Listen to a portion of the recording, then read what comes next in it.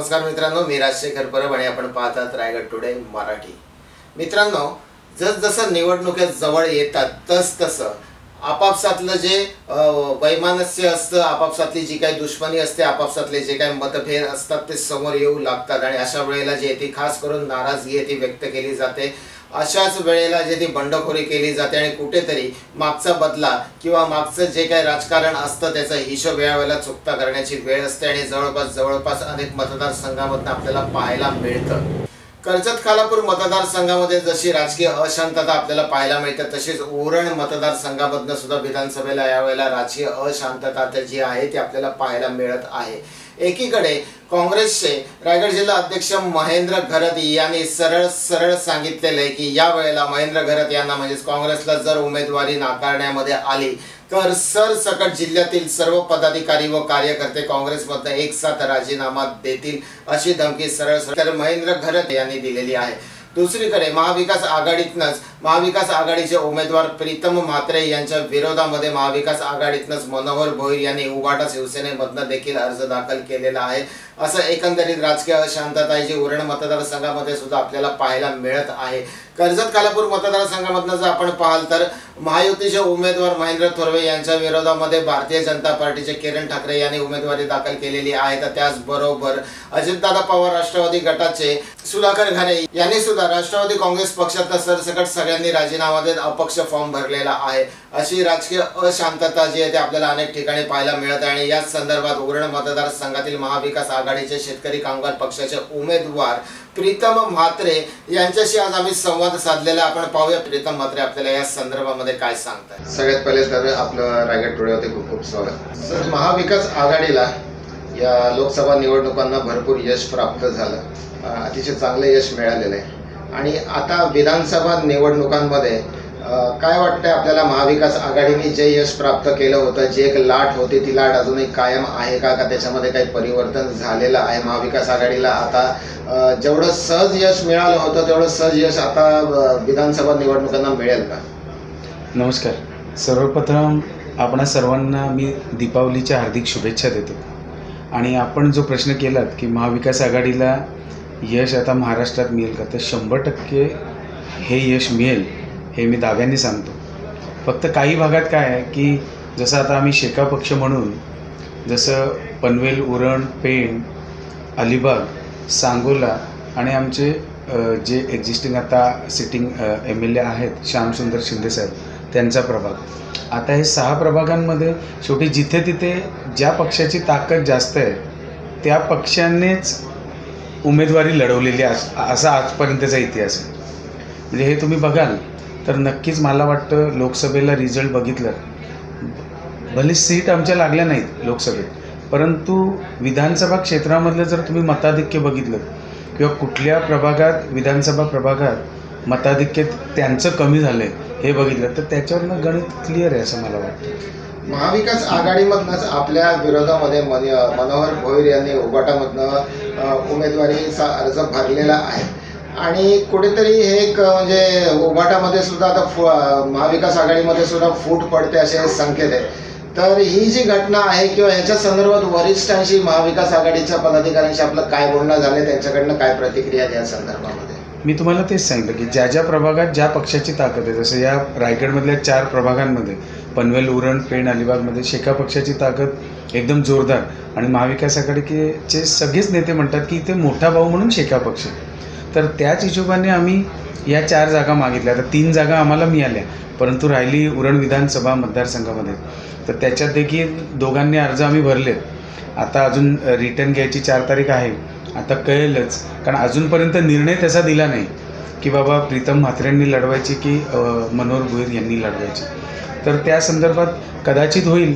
परंतु इथे मोठा भाऊ पुन्हा एकदा सांगतो की शेका पक्ष असल्यामुळे शेका पक्ष इथे दावेदार जास्त आहे किंवा नंबर 1ला असं माझं मत आहे। महायुतीची लाडकी बहीण ही जी योजना आहे ही योजना कुठेतरी गेम चेंजर योजना आहे असं म्हटलं जातंय। बरीच जण असा दावा करतात की लाडकी बहिणी या योजनेमुळे महाविकास आघाडीला यावेळेला कदाचित फटका बसू शकतो, तर त्या योजनेने खरंच महाविकास आघाडीला काही फटका बसेल का असं वाटतंय का आपल्याला? नाही, तुम्ही गावोगावी चेक करा की लाडकी बहीण योजना आता तर मधल्या या 5-6 दिवसापूर्वी आलं की काहीतरी ती बंद केली आहे, पैसे मिळणार असं काहीतरी ऐकायला आलं. परंतु हे विषय होत असताना तिथे बहिणी सांगतात की 60 वर्षाच्या वरती काय करायचं, 18 वर्षाच्या मुली खाली आहेत त्यांनी काय करायचं. त्या पण तर आहेत ना, त्या पण तर बहिणी आहेत आणि वयोवृद्ध तर आहेतच आहेत. असं होत नाही. आणि ती सर्वप्रथम सगळ्यांपर्यंत योजना पोचले का, त्यातला प्रामुख्यानं भाग आहे. आता तुम्ही इतर पक्षांचे विचाराल जे महायुतीच्या विरोधातले आहेत, म्हणजे आम्ही महाविकास आघाडी, तर तिथे बऱ्यापैकी महिलांना पोचले नाही आहेत. मग हे कुठेतरी मला वाटतं पक्षीय हे करून झालं आहे की काय, साडी वाटप किंवा पैसे वाटप असं मला वाटतं. आणि अशी उदाहरणं कैक आहेत ज्या महिलांना देखील तुम्ही जाऊन गावोगावी विचारू शकता की तुमच्या खात्यात आलेत का. अशा बऱ्याच जणी आहेत की त्याच्यासाठी त्या एलिजिबल झाल्या नाही किंवा मुद्दामून असं केलं, ते आता मला माहीत नाही. सर, विकासाचं विजन आपलं काय राहील? आणि त्याचबरोबर विकास म्हणजे नुसतं सौंदर्य नाही किंवा डेव्हलपमेंट, म्हणजे सगळ्यात मोठा विकास जर आपण म्हणू शकतो तर तो रोजगार प्रत्येकाच्या घरात हाताला मिळाला तर विकास आपोआप होत असतो. आपली काय योजना राहील विकासाची? तुम्हाला नक्कीच सांगेन की आता लोकसभेपासून मी उरण विधानसभेमध्ये कमीत कमी 3 ते 4 वेळेला सर्व ठिकाणी जाऊन आलो. मला जिथे तरुणी भेटतात ते सांगतात, दादा माझ्या हाताला काम दे, दादा कुठेतरी नोकरीला लाव. कोणाचे आई वडील सांगतात की आमच्या मुलाला कुठेतरी कामाला लावा. हे तुम्ही बघाल तर मी याच्या आधीच हे मला माहितीच आहे, कारण माझ्या स्वतःच्या कंपनीत म्हणजे माझ्या वडिलांच्या कंपनीत जवळजवळ 4800 लोक काम करतात आणि गेले 47 वर्ष ही कंपनी चालते. त्याच्यामुळे आम्हाला चांगलं माहिती आहे की नोकरीची गरज काय असते किंवा एखाद्याला घेतलं तर कसं असतं.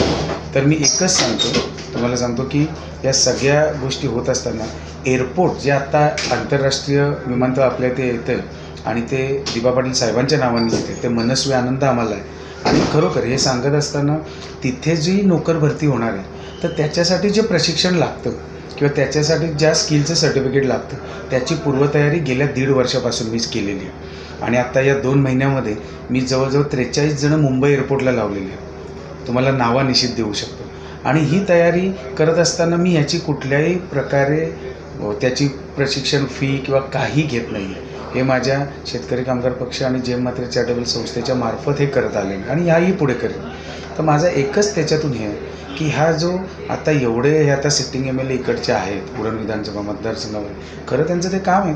ते सांगत आहेत की मी हे नोकरी काय हा काय विधानसभेचा अजेंडा होऊ शकतो का.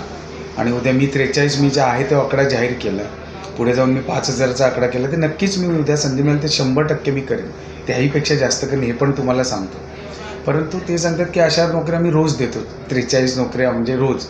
आता तुम्ही सांगा रोज देतो तर एवढे बेरोजगारी राहिली कुठे या मतदारसंघात, कशी राहिली, हा माझा त्यांना प्रश्न आहे. म्हणजे उगीच काहीतरी बोलायचं आणि एखादा करतो तर त्याला काहीतरी टोचायचं किंवा काहीतरी प्रेशराईज करून करायचं, तर या असल्या गोष्टींना काय मी म्हणजे त्याला काही मी असं घेत नाही, ते एकदम बाजूला फेकून टाकतो त्या गोष्टींना. फक्त विषय असा आहे की इथला जो माझा तरुण वर्ग आहे तो कुठेतरी त्यांना रोजगार मिळायला पाहिजे या मताचा मी. आणि रोजगार मिळूनच तर महत्त्वाचं तेच आहे. बाकी इतर प्रश्न अनेक आहेत की जे खरं तर इथल्या विधानसभा सदस्यांनी करायला पाहिजे होते. की गावोगावी गल्ल्या आहेत, रस्ते आहेत, काही पाण्याच्या लाईन आहेत. आज करंजासारख्या गावात बघा 10 वर्ष पाण्याची अडचण आहे, 15 दिवसातनं पाणी जातं. आणि सांगायला आवडेल मला की जेव्हा शेतकरी कामगार पक्षाचेच आमदार विवेक पाटील साहेब होते त्यावेळी त्यांनी 85 लाख रुपयाची ही योजना सँक्शन केली. त्याच्यानंतर ते नव्हते. मग ही सगळी अडवायचं काम कोणी केलं? म्हणजे तुम्ही एकीकडे सांगता आम्ही विकास करू, मोठे विकास आम्हाला नका सांगू. जे JNPT आहेत, बाकी गोष्टी आहेत, सिंगापूर पोर्ट आहेत, हे मी त्या दिवशी पण सांगितलं नॅचरली. म्हणजे बिझनेस वाढतो तसे ते रस्ते वाढतात, जशी ग्रोथ वाढते तसं आपण स्टाफ वाढवतो, आहे की नाही. तर त्या पद्धतीनेच हे सगळं वाढलेलं आहे. आणि त्याचं क्रेडिट तुम्ही घेऊ नका. तुम्ही क्रेडिट ह्याचं घ्यायला पाहिजे जर तुम्ही काम केलं असाल. जे तुम्ही गावोगावी तुम्ही सांगा ना कुठल्या गावात काय केलं आहे. आदिवासी वाड्यांमध्ये रस्ते बघा, तुम्ही गावातल्या गल्ल्या बघा, ड्रेनेज बघा, पाण्याच्या लाईन बघा. आता तुम्हाला सांगतो इथे जे तुमचे डॅम आहेत, रानसे, हेटवणे, ही सगळी त्यावेळी विवेक पाटील साहेबांनी गावोगावी पाणी पोचवलं आहे. तुम्ही काय केलं आहे? या सगळ्या गोष्टी अशा आहेत. तर मी काही जास्त त्या खोलात जाणार नाही. परंतु माझं विजन क्लिअर आहे की मी पहिली गोष्ट जर इथला माणूस इथला तरुण सक्षम असेल तर मी पुढे काही करू शकतो. हे मी ठरवलेलं आहे. त्यामुळे माझा अजेंडा बाकी तर आहेतच, परंतु बेरोजगारी हटवणं हा माझा मेन अजेंडा असतो.